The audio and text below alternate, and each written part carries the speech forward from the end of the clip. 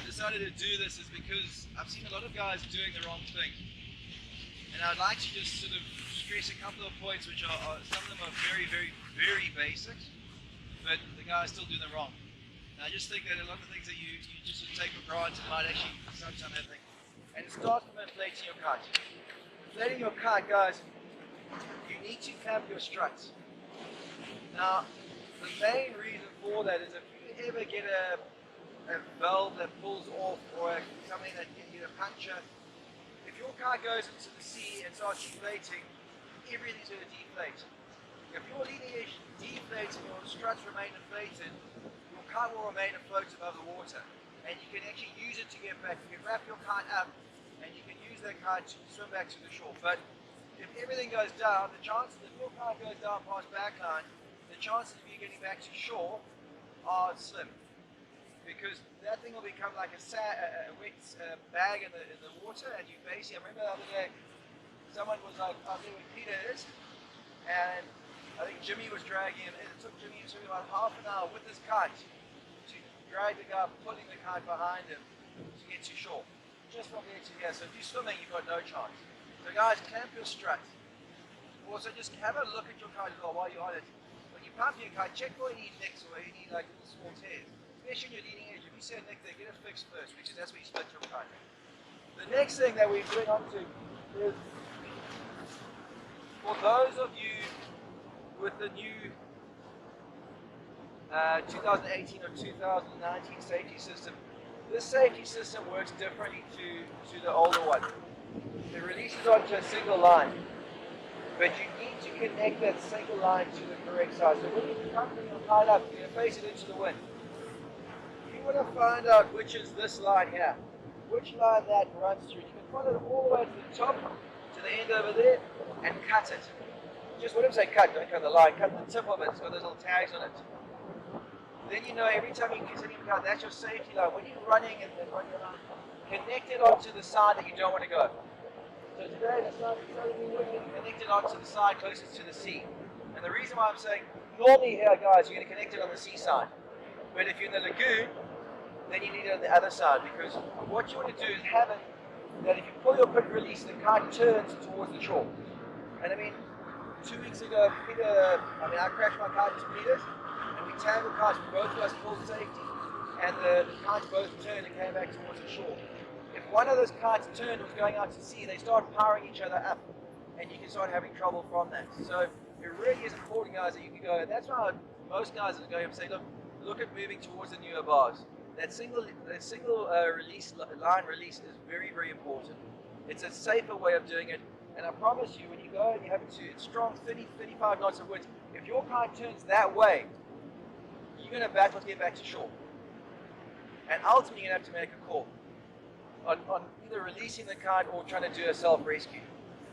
But really, guys, it takes, even if you haven't cut your line, it takes you another 2 minutes just to run back, check which one it is, and go back and connect the correct safety line to the correct line. It's not a massive thing, but it can have a... If you crash kites with someone, or someone tangles into you, as it happens, let go your bar and pull your quick release. You can, as it's happening, you can see, okay, cool, look, you know what, they get you to bounce and bounce off, so you let go and make a call quickly. But my thing, if your lines are both under tension, your kites go and they remain under tension, one line's going to snap, something's going to snap. So straight away, pull your quick release. Because a lot of guys hang on to the bar, and I've seen the one guy's pull this quick release and the other guy's still there. Both of you should pull quick releases and just get the kites out of the power zone. If then you're in trouble, you've got your final quick release system, and guys, check your quick releases. Because not everyone here has got the F1, but if you have got the F1, have a system that you can use, or you know, is my point. Is that you know, because the other day I had a guy said, pull your quick release, he's like, pull your quick release, he's like, I mean, you've got to know what it is. So it's like, pull that. It's a Velcro, pull the Velcro. You've got to know that which one you're doing. But be aware of it, guys. And then, as I said, if it gets to a stage where his car's now pulling you, you've got your final quick release as well. Right. Next thing, dealing with the kites in the water, guys. Too many times I've seen guys swim, they crash the kite, they're coming back to shore. My thing is leave your kite where it is and swim it. Don't get involved with your lines. But if you're going to go try and do a self-rescue, which I'll go through now, don't ever swim just to your kite. your most dangerous things in kiting is your lines. And I think that if you're not aware of that now, then you're stupid. Because those things wrapping around you, you've got no idea how quickly they'll tighten onto you. And it's not, they go around, next thing a wave hits your kite, and it's going to tighten and tighten, and you could. So don't ever swim towards your kite or just pull yourself to the kite. If you're trying to get to the kite to do a self-rescue, there's a technique known as a self-rescue. So basically, pull your quick release. We're going to be sitting in a situation like that. We're going to be connected to our kite via our safety line, and generally try and keep connected to that. A lot of guys just release everything. I always say hang on to this rather, because if you release your kite, to get your kite back can be a mission, and you can't expect someone else to do it. Because I hate doing it. So after you pick up another guy's kite, it's the most. I want to get involved with his line and my line, so it's not nice for me. Try and hang on to that. But from a self-rescue point of view, you're going to pull yourself to your bar.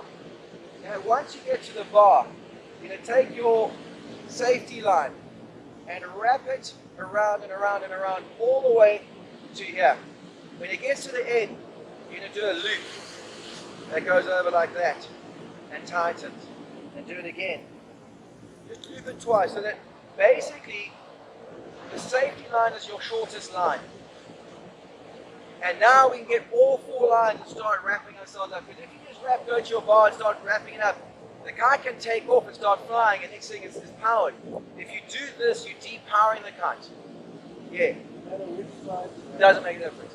As long as you've got it wrapped, so your safety line is the shortest line. At least then, if the kite takes off, when it starts spiraling, it'll be on the safety line. So if it's in a two-line system, it'll just be flagging out like that. If it's on the four-line, on the one line, it'll be opening up more. But so you stay attached to it, but then you wrap it around. Correct. So this is tied in like this. So if I go here, it's tied. And now what I do is I get all four lines and I wrap around and I pull myself to the kite, wrapping myself up, so that the lines don't tangle around my feet. Because that, guys, if you just pull it, these guys start going, you'll be amazed at how quickly they go around you. Once I get to the kite and I've wrapped all the lines around, what I'm going to do is I'm going to get all four lines and again wrap it around the bar and do the same thing, tie it off. Because again, you don't want to be sitting and now you've got your bar and you leave it and now all the lines start coming undone at your feet as you're doing whatever you're doing, and they also, so you need to tie them off. So effectively, you're going to have the bar with yourself connected to the safety line, so if you need to get rid of it, boom, you can pull your quick release. Guys, I've never done the self-rescue, ever. Because I'm in the sea predominantly, and in the sea you don't want to really, as soon as you hit the waves, you're going to do it. Because it's a great way to be able to use the kite to get back to shore. It's a great thing for the lagoon, because the lagoon is crossed off, so it's blowing you away from the shore. But the thing is, a lot of the times you do the lagoon, by the time you've actually wrapped yourself, you've been blown another 100 meters away. That's why if you've got the single release system, just swim, you get back to shore. But with the old kite, Nick, the kite's going to be pulling you, if you've got the two line, it's an offshore wind, it slowly pulls, and it doesn't depower the kite fully. You've still got 10% power, which is a drag. If you're doing a swim without pulling your safety, or if you pull your safety, well, I actually found it's easier if you don't. If you crash your kite, you can't relaunch your kite. Instead of pulling your safety at the lagoon, you pull one sideline to the side, the wingtip that's on the closest to the side. You want to go pull that and hold that line so that the kite turns like that. So instead of you fighting the power of the kite and it's pulling you, and you're fighting it, you can take it out of the equation, at least then doggy paddle in like this, and you can hold that line, which takes the kite not fighting you. But in the new system, you can open to this. So you've wrapped it, you've got all the way to the kite. If you get to our kite, I can't do it. Our kite will be in the water. All you're going to do is you're going to flip the kite like that, right? You're sitting over here in the water, your kite's in the water like this. You basically want to try and get your foot, and then try to decide over the side here, and you're going to straddle it, so you're going to use it as flotation. And what you're then going to do is you're going to take this line and pull this like that, so it becomes a sail. And you can use this to get you back to shore. The other thing is there, guys, keeping your kite afloat will keeping it inflated will allow the kite to be an easy seat. You deflate your kite, it's a lot harder for guys to see in the water. If your kite's inflated, you get a much easier thing. So if you are firing, but the biggest problem you've got, and this is your biggest thing, if anyone's looking at going into the sea, your biggest move and your most important move that you can do is a transition. If you are looking at getting into the sea and your transition is weak, then don't go on big surf. Small surf, you'll get away with a weak transition. But why I'm saying, if I go out and you see a wave comes, I've got to be able to turn and run away from the wave. If I can't turn, I've got to sit back into the water. By the time I dive my kite, the waves onto me. And this is the other thing that I want to try and avoid.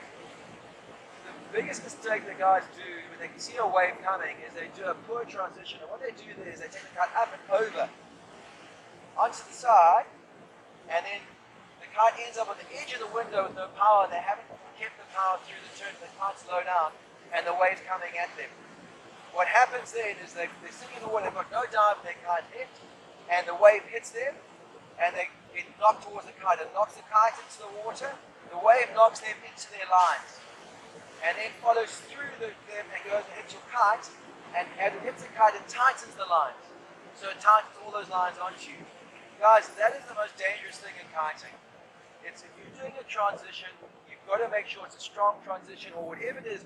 You want to turn and have the kite up, so you've got to dive in it. Don't take the kite up and over and dive it out the window. Because if you get knocked towards your kite, that is the most dangerous thing. And that's where you should have a hook knife. If you haven't got one, get one. I mean, I'm the worst example because mine's come out my harness. And have a look. In your harness, you should have it. They often fall out. But if you haven't, get one. Because if you haven't got that hook knife and the line's tight in your hands or tight in your foot, then you're in trouble. You've got no method of getting out of it. You can't untighten those things. They often tighten such a tight knot, and I've seen them cut guys' fingers off. The one guy lost a finger with that exact thing, the guy just went zoop and off.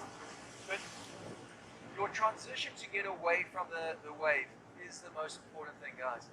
So have a look at it. If you're not doing a strong transition, don't go out into big surf, because that's going to be the most dangerous thing to actually deal with. But if it does, just try and be aware of your lines. When you fall down, if you crash, if you're in the water, look where the lines are. Because if your lines are all around you, try and get the hell out of it. Because that's the biggest thing. Dealing with your mate. So your mate goes down. Guys, you've got a kite in the sky. Use that kite to drag them to safety. So instead of making the guy swim the whole time, and I'm often doing it here, well, get the guy, and all you do is you can drop your board out the equation. You come to the guy and you say, cool, are you okay? And the guy says, do you want to lift?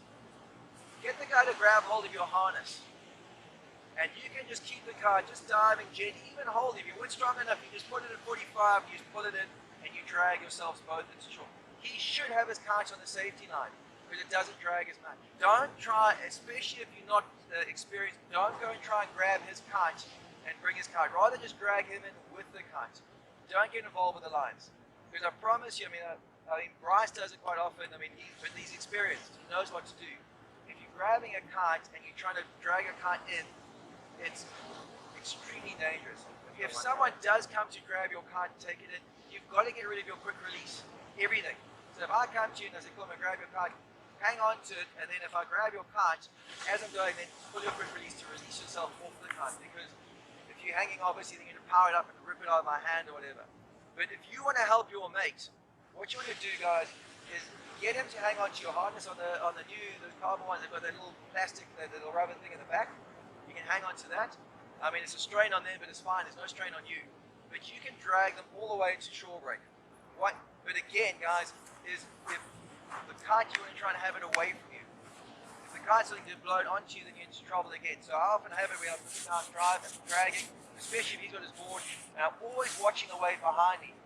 If a wave's going to come, I'm saying, cool, let go, and I'll dive my kite to drag away from you. You can always drag back to the guy. But don't get it, so next thing he wraps and gets wrapped over you in the waves.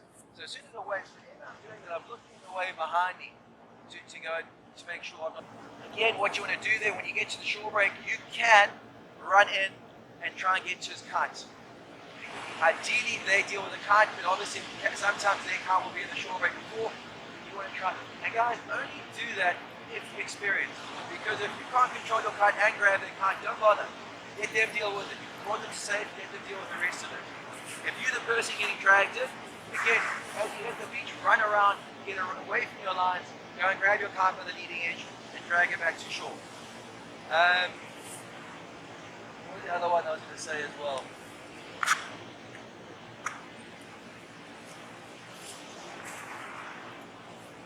There was another one, but I can't remember it now. Anyone else got any questions in terms of any other safety things? Yes, Kev? I've got a lot of things to say, but when you're launching another person's kite or somebody is launching you, especially in a strong one, Yes. don't move round with slack line. Correct. And as you get there, you go. I've never even thought about it, so I didn't even know what I do. Correct. But I can see why it goes horribly wrong. Maybe you can explain why. Well, if you're doing the launch as well, my advice to you guys, if you're going to do it, if you're doing a double launch, so he launches your kite, what I will generally do, if we take it in Schlanger, is I'll try and get him to stand there, and I'll be that side, so I can hang my kite over the ocean. Especially in Schlanger in the afternoon, because when I see guys, they hang their kite over the building side, and they're close to obstacles, whereas they're in more danger than him.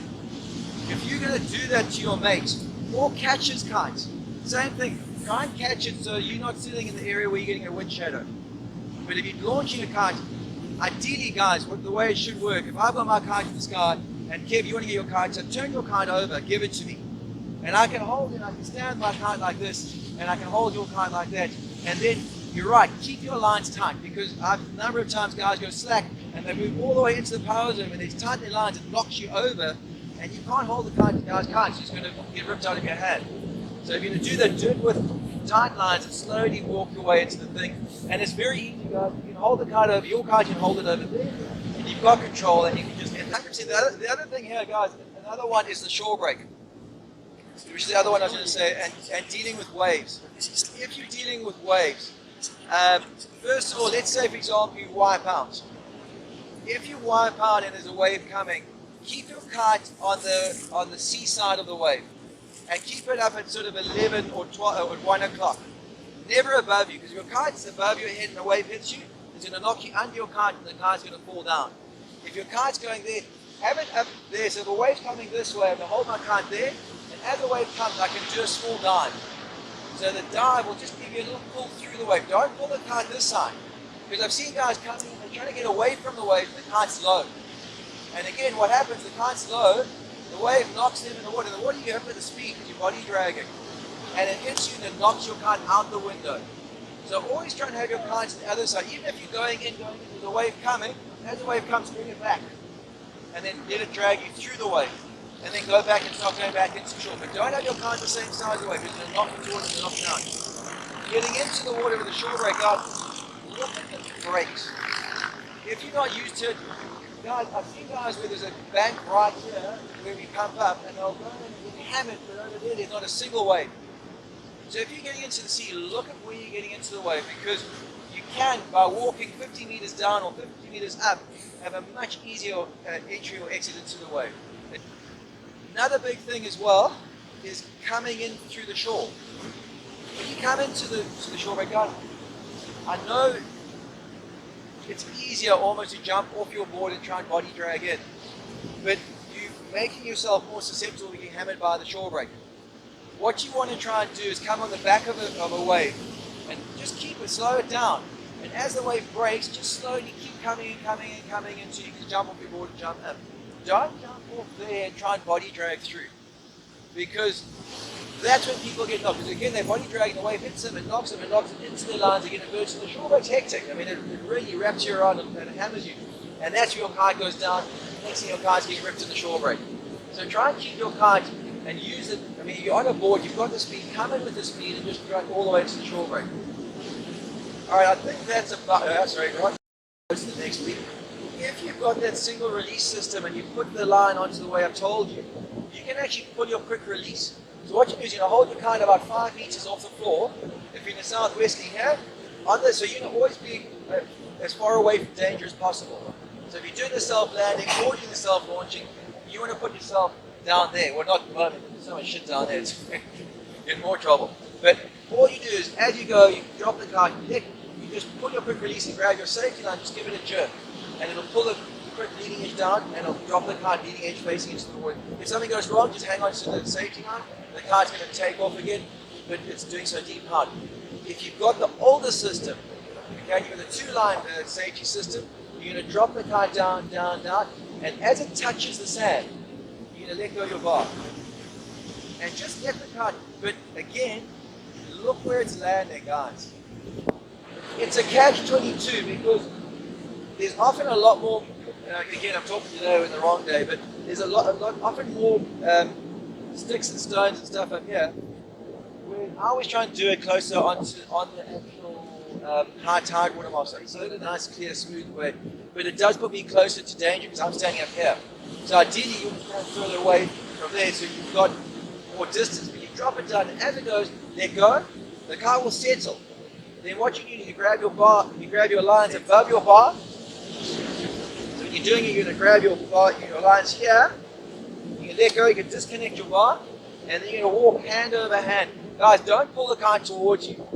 You're walking up hand over hand all the way, so your kite doesn't move. As soon as the kite moves, that's when it takes off. Your kite shouldn't budge when it's doing that. It just sits there, and you can walk up, eventually get to the kite and grab the kite. Otherwise, just pull your safety, and then you can just walk up your safety line to your kite in terms of self-landing. Self-launching, guys, try not do it. Try don't self-launch. Because if you with a buddy, get him to launch your kite. I mean, obviously, he's totally inexperienced, don't, but I'm saying the guys are damaging kites more so than not when the kite slides on the beach. And it slides on the beach, just sticks in a little small stick there, boom, to a little hole, crash your kite once, torn in half. The less you do it, I promise you, the amount of times I've seen kites come in, they've got all these little abrasions on the leading edge from where the kite slid along the thing. Try not self-launch. Yes. Chicken loop, take the chicken loop off. So basically you're gonna keep on your safety line, you let it come down, as it touches, let everything go, grab the line above your bar, disconnect and the way you should do it, guys, is keep your safety line on. So but if the kite takes off, if you're holding the two center lines, nothing can go wrong with the kite. It'll take off, it's doing so fully depowered, and you just keep walking along those lines all the way to your kite. The thing is, a lot of guys don't drag themselves far enough out. So you've got to get past the shore break and then get the board on your feet. And then there's also the way you board, you keep putting the board on the shore break and just take, but then you also have the chance to hand it by a wave. Dragging yourself all the way through, I don't agree. I think you're taking a lot more beating when you do it like that. So you've got the maneuverability of having a board, so if you put a board on your feet, you've got the speed. The final thing is to check your Steve, do you have it? Guys, if you're going to go rescue someone, because Steve did it the other day, he dropped his kite and then swam out to rescue the guy, use your kite. If you're kiting and someone's in trouble there, and you've got a kite, unless the wind's dying and you're going to end up with your kite going down as well, then it's another scenario. But if there's wind, use your kite to try and drag them back to shore, because you've got a source of power to be able to get to the shore quicker than anything else if you use your kite. Don't drop your kite down, use it to go. But again, get to the guy, don't get involved with his line, always make sure you're upwind of it, so that if something goes wrong and the next thing a wave comes, it doesn't wrap the kite into you. But guys, just on this, just don't be stupid about it. You know what I'm saying? Things can go wrong very quickly out there. And I think the problem we got with kiters is that we're not looking at it. We okay, cool, we got power, we got speed, we do it. As soon as something goes wrong, the whole scenario is different.